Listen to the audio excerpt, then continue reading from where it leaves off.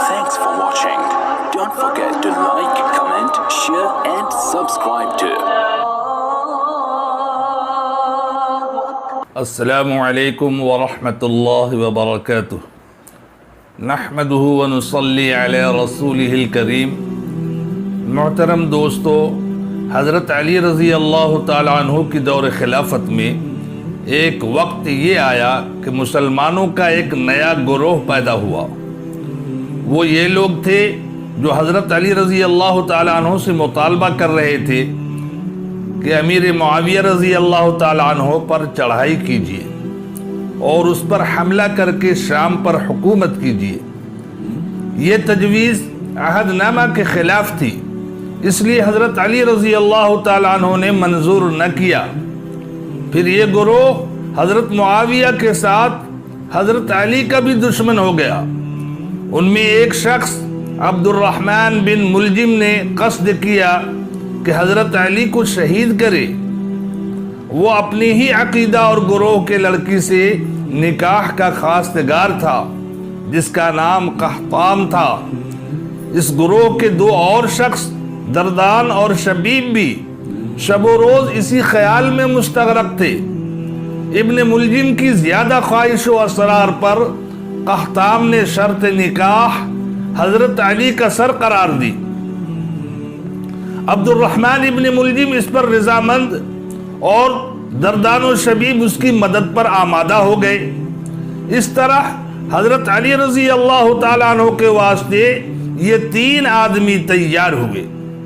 ساتھ ہی مبارک بن عبداللہ امیر معاویہ رضی اللہ تعالیٰ عنہ کے واسطے اور عمر بن ابو بکر حضرت عمر بن عاص رضی اللہ تعالیٰ عنہ کے واسطے قتل کے لیے آمادہ ہوئے۔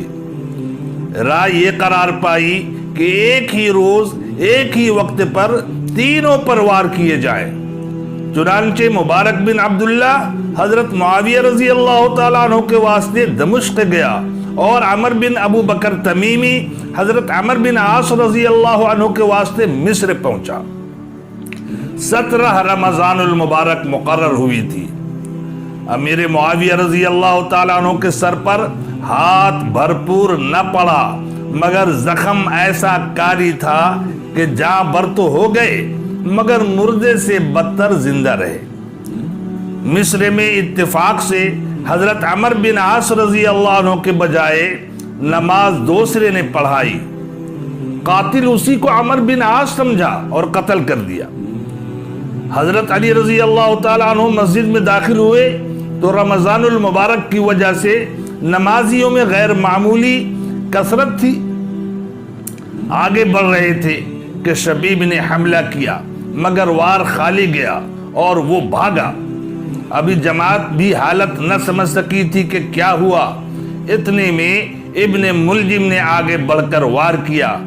یہ وار کارگر ہوا اور تلوار نصف سے زیادہ اتر گئی۔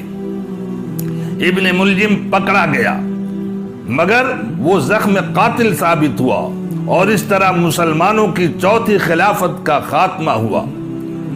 رمضان المبارک سن 40 ہجری کی 18ویں شب پردہ دنیا پر چھائی ہوئی ہے۔ مہتاب نے اپنی چادر بساط ارضی پر بچھا دی۔ رسول عربی صلی اللہ علیہ وسلم کی صدائے اعانت مکہ کی زمین پر گونجی۔ ایک 10 سالہ بچے نے قربان ہونے کا وعدہ کیا۔ آج جبکہ عرب کا رسول اس دنیا میں نہیں، وہی لڑکا اس کے نام اور اس کے کام پر قربان ہو کر اپنے وعدہ کی تکمیل کر رہا ہے۔ گزری ہوئی راتوں کی وہ رات جس نے ایک طرف غار ثور پر مہر رفاقت ثبت کی اور دوسری طرف بستر رسالت پر قربانی کا کلمہ پڑا، آج پھر نمودار ہوئی اور ان قدموں کو بوسہ دیا جن سے حسنین رضی اللہ تعالیٰ عنہما اپنی آنکھیں مل رہے تھے۔ قندیل ماہتاب کوہرام مچاتی ہوئی خاموش ہوئی اور فضائے آسمانی کا تمام قافلہ شیر خدا سے پابوس ہونے کو حاضر ہوا۔ آفتاب علی رضی اللہ عنہ کے بچوں کے واسطے پیام یتیمی لے کر طلوع ہوا۔ تو زینب نے حسرت آمیز نظروں سے باپ کے چہرہ کو دیکھا اور خاموش صورت اور بند آنکھیں کلیجہ کے پار ہو گئی، بے تابانہ لپٹی۔ تو حضرت علی رضی اللہ تعالیٰ عنہ کی آنکھ کھلی اور فرمایا، تیرے باپ کا قتل اس قیامت خیز ہنگامے کی ابتدا ہے جو عنقریب برپا ہونے والا ہے۔ مصیبت اللہ کے بندوں کے واسطے پیدا ہوئی، اس نے تمہارے گھر جنم لیا اور تم ہی پر ختم ہو گئی۔ میں خوش ہوں کہ اسلام پر قربان ہوا۔ دولت میرے پاس نہ تھی، البتہ زندگی جیسی بیش بہا نعمت اس کی راہ میں لٹا کر اس کے حضور میں جا رہا ہوں، اور شکر ہے کہ تمہارے نانا صلی اللہ علیہ وسلم کے پاس سرخرو جاتا ہوں۔ میں جانتا ہوں کہ میرے بعد معاویہ ہو یا نہ ہو، اس کی اولاد تمہارے بھائیوں کو پریشان کرنے میں کسر نہ چھوڑے گی، اور یہ وہ وقت ہوگا کہ دنیا کے کتے خاندان رسالت صلی اللہ علیہ وسلم کے خلاف دشمنوں کا ساتھ دیں گے، اور ظالم تم کو بے وارث سمجھ کر طرح طرح کی اذیتیں پہنچائیں گے۔ زینب، تمہاری آزمائش کا وہی وقت ہوگا، اپنی راحت و آرام کو بھائیوں پر قربان کیجیے، اور جس طرح میں شاداں اور فرحہ سیدہ کے پاس جا رہا ہوں، اسی طرح ہنستی ہنساتی ماں کے سینے سے چمٹیو۔ ایسا نہ ہو کہ حسنین جیسے بھائیوں کو تنہا چھوڑ دو، اور قیامت کے روز نانا اور باپ کے سامنے نگاہ نیچی ہو جائے۔ اگر تمہارے نانا کی امت اور اسلام کا واسطہ نہ ہوتا تو تیغ حیدری ان سفاکوں کا قلعہ قمع چشم زدن میں کرتی، مگر زبان کا پاس اور عہد کی پابندی تھی کہ ان بچوں کو شامیوں اور کوفیوں کے قبضہ میں تنہا چھوڑ رہا ہوں۔ خوب سمجھتا ہوں کہ حسن ناتجربہ کار اور حسین بچہ ہے، اور پالا ایسے لوگوں سے پڑا ہے جو سفاک و ظالم قسم کے ہیں۔ یتیموں کا وارث خدا کے سوا کوئی نہیں۔ تم سب کو رخصت کرتا ہوں اور رخصت ہو رہا ہوں۔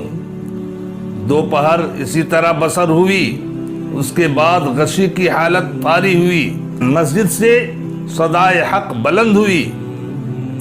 اس آواز کے ساتھ بے ہوش آنکھ کھل گئی تو فرمایا کہ جماعت میں فرق نہ آئے، حمزہ بن جبیرہ رضی اللہ تعالیٰ عنہ نماز پڑھائیں۔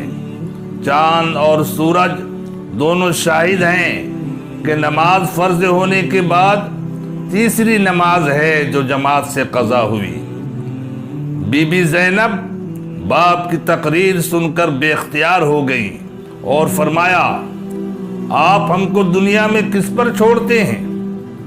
جب نانا جان صلی اللہ علیہ وسلم تشریف لے گئے تو ہم کو آپ کے اور اماں جان کے حوالے کیا تھا، اور اماں جان نے ہمارا ہاتھ آپ کے ہاتھ میں دیا تھا۔ ان کے بعد دل کو آپ سے تقویت تھی، اور سمجھتے تھے کہ باپ بھی آپ ہیں اور ماں بھی۔ بابا جان، آپ کی شفقت نے ماں کی محبت بھلا دی۔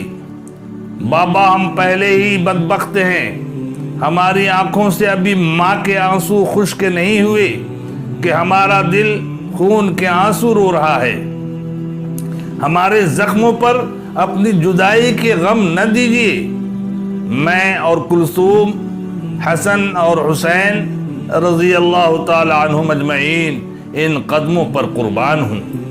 اماں کی رحلت کا وقت ہم کو یاد ہے، اب وہ سما دوبارہ نہ دکھائیے، اور خدا سے دعا کیجیے کہ وہ آپ کا سایہ ہمارے سر پر قائم رکھے۔ اس وقت شیر خدا کا دل بھر آیا۔ انہوں نے صاحبزادوں کو پاس بلا کر فرمایا، پیارے بچوں، سرور کائنات صلی اللہ علیہ وسلم کا تمہاری ماں سے جدا ہونا اس بات کا ثبوت ہے کہ کوئی باپ اولاد کے سر پر ہمیشہ نہ رہے گا۔ ماں کی موت تم کو بتائے گی کہ دنیا کی تفسیر کیا ہے اور خدا کا حکم کس کو کہتے ہیں۔ حسن اور حسین تمہارے باپ کی جدائی کا وقت آ پہنچا ہے۔ یہ قدرت کا قانون ہے جو کسی طرح اور کسی حال میں ٹلنے والا نہیں۔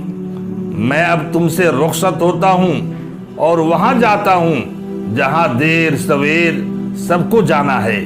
یہ رونے کا وقت نہیں ہے، اپنا دل بھاری نہ کرو اور مجھے ہنسی خوشی اپنے گھر سے خدا کے گھر پہنچا دو۔ میں تم سے چھوٹ کر ان لوگوں سے ملوں گا جن کے دیکھنے کو میری آنکھیں ترس رہی ہیں۔ رسول اللہ صلی اللہ علیہ وسلم کا دیدار جس کے لیے دل تڑپ رہا ہے مجھے نصیب ہوگا، اور تمہاری اماں جس کو بچھڑے مدت ہوئی مجھ سے ملیں گی۔ میرے بچوں، میرے سرہانے آؤ، بلند آواز سے یاسین پڑھو کہ پرواز روح میں دقت نہ ہو۔ میں دیکھ رہا ہوں کہ تمہاری ماں میرے استقبال کو کھڑی ہے اور مجھے وہ صورت نظر آ رہی ہے کہ جس کو آنکھیں ترس رہی تھیں۔ بچوں کی حالت بہت خراب تھی، وہ لپٹ لپٹ کر اور چمٹ چمٹ کر آہ آہ کے نعرے لگا رہے تھے، مگر اب شیر خدا دنیا اور اس کے دھندوں سے بے خبر تھے۔ دماغ بھی صحیح تھا اور زبان بھی کام کر رہی تھی، لیکن کلام الہی کے سوا اور کچھ نہ تھا۔ دن کا باقی حصہ اور رات اسی حالت میں بسر ہوئی۔ 19ویں رمضان کو آفتاب دونوں ہاتھوں سے منہ چھپائے ابر غلیظ میں نمودار ہوا۔ مسلمانوں کا جم غفیر در مرتضی پر ڈھاڑے مار رہا تھا، مگر شیر خدا کی زبان سے کلام الہی کے سوا اب کچھ نہ نکلا، یہاں تک کہ روح نے جسد خاکی کو الوداع کہا۔ بچوں کی حالت کیا تھی یہ بیان کرنا مشکل ہے۔ باپ کی رحلت نے ماں کی موت کو تازہ کر دیا، ایک دوسرے کا منہ تکتے تھے اور روتے تھے۔ بھائیوں نے بہنوں کو گلے سے لگا کر ڈھارس دی۔ اس وقت عبد الرحمن بن ملجم خاموش تھا۔ بی بی کلثوم حضرت امام حسن سے لپٹی ہوئی رو رہی تھی کہ ان کی نگاہ ابن ملجم پر پڑی۔ کہنے لگی، عبد الرحمن تو ہی بتا کہ قاتل بہتر ہے یا مقتول؟ وہ ہنسا اور ہنس کر کہا، اگر مقتول بہتر نہ ہوتا تو رونے والے اتنے نہ ہوتے۔ دوستو، غسل ہو چکا تو جنازہ قبرستان کی طرف چلا اور روزہ دار کی میت خون میں نہائی قبر میں پہنچی۔